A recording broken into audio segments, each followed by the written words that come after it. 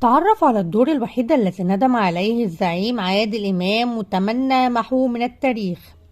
ولد الفنان عادل إمام بقرية شاه مركز المنصورة بمحافظة الدقهلية في 27 مايو عام 1947.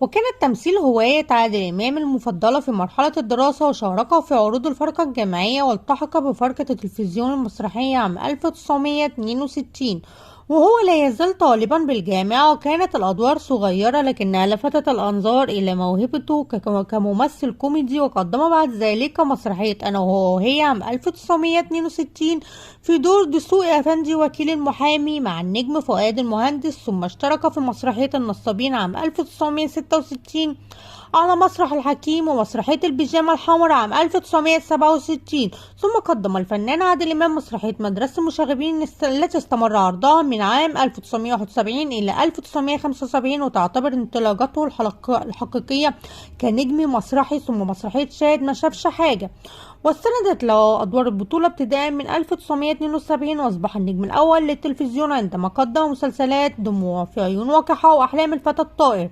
وعلى مستوى السينما ظهرت موهبته الحقيقية التي بشرت بظهور نجم كوميدي كبير خلال مشاركة الفنان أحمد مظهر بطولة فيلم لصوص لكن ظرفاء عام 1968، حيث قدم أوراق اعتماده كنجم واعد في عالم الكوميديا.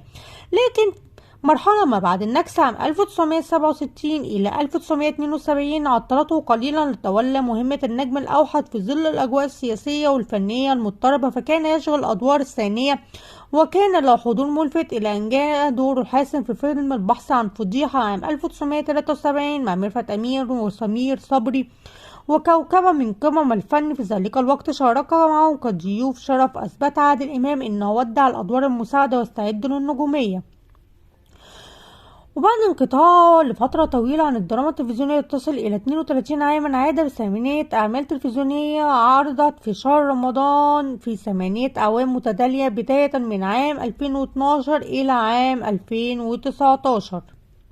والدور الذي ندم عليه الفنان عادل إمام قدم قرابة من 200 عمل بين السينما والمسرح والدراما، ولم يندم سوى على فيلم واحد. ففي أكثر من حوار صحفي قال الفنان عادل إمام إنه نادم على فيلم دوره في فيلم سيد درويش الذي قدم فيه دور صبي العلمة مع كرم مطاوع، موضحا إنه يتمنى لو عاد الزمن للخلف حتى لا يقوم بعمل هذا الدور الذي لا يراه سقطة في تاريخه. القصة تعود إلى مشاركة الفنان عادل إمام في فيلم سيد درويش الذي قام ببطولته كرم مطاوع وهند رستم ومن الهنيدي، وإخراجه أحمد بردخان، وعرض عام 1966 متناولا سيرة الفنان الراحل. غير أن دور الزعيم في الفيلم كان غريبا على مسيرته الكبيرة، حيث أدى شخصية صبي العلمة التي قامت بدور